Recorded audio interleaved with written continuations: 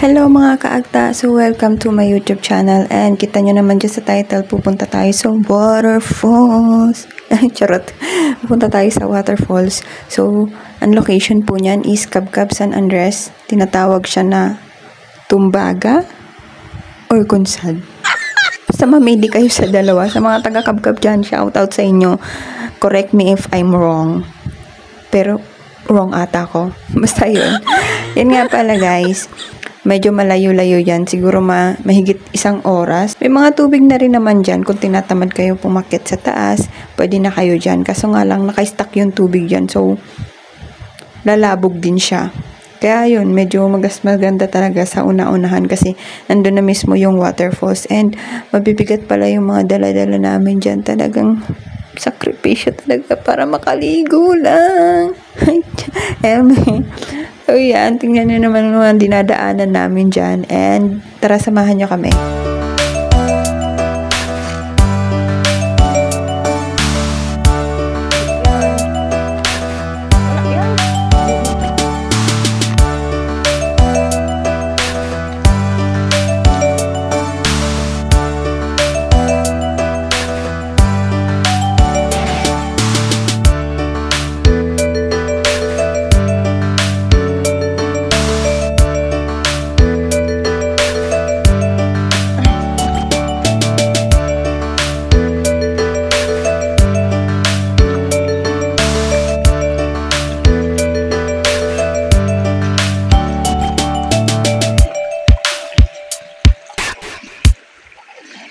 O diba si perfect, walang nadulas. Charot. So yan, hindi natin wish na may madulas dyan kasi nga may mga dala silang gamit. So dyan yung makikita yung struggle is real talaga para makapunta ka talaga sa magagandang lugar dito sa amin. Pero maganda rin naman kasi may mga daan-daan na siyang maliit. Guys, so na tayo sa maliit na daan. Okay. Kaya pa today. Ay.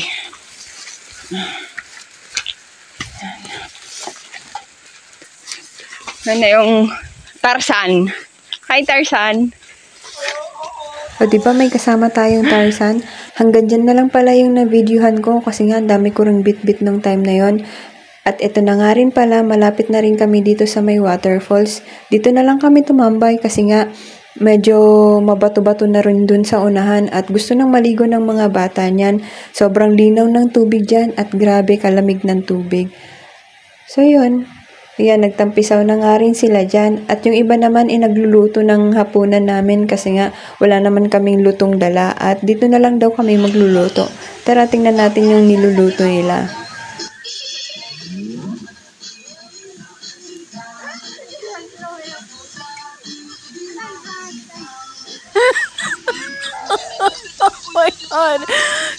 Ito nga natatawa ako at pati yung puwet ng pamangkin ko gutom na rin at tinignan niya ako ng masama dyan.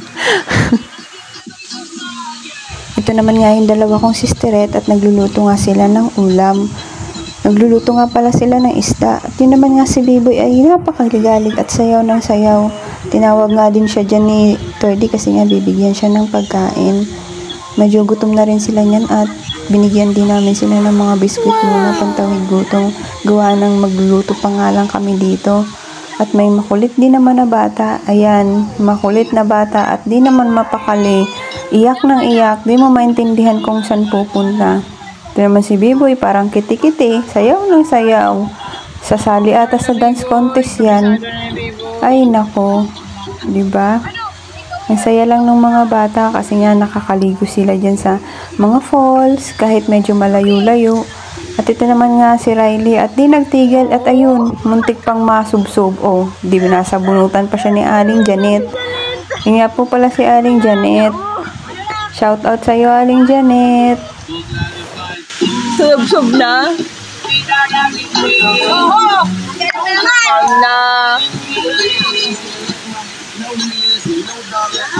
Allah! Allah!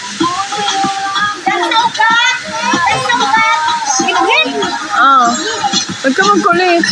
Ganun talaga ang mga bata, makukulit. Alam nyo naman, pag maliliit pa makukulit. So, yun na nga, naligo na dyan sila B-Boy at si Kuya Rans. Tapos, eto naman kami, nagpicture na sa taas. Kasi nga, pupunta kami doon sa waterfalls.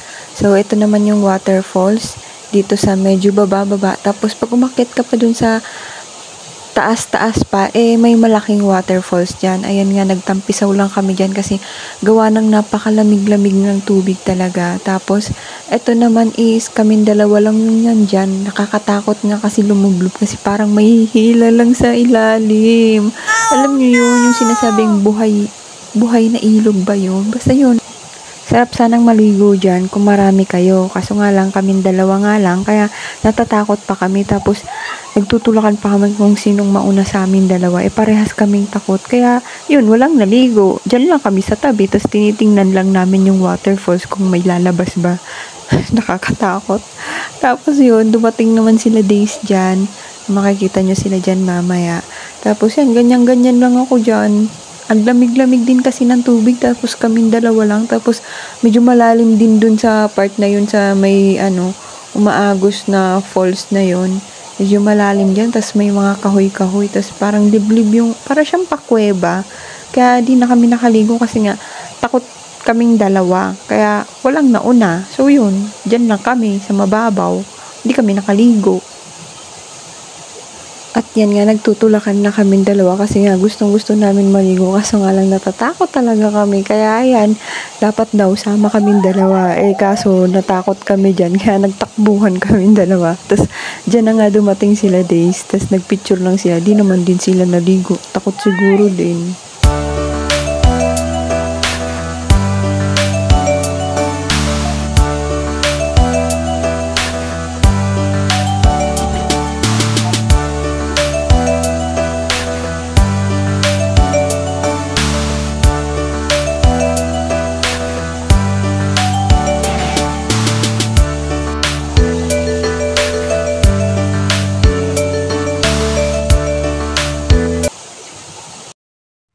Nagpictorya na rin nga pala ako dyan kasi nga sayang din naman yung outfit ko kung hindi ako mapipicturean.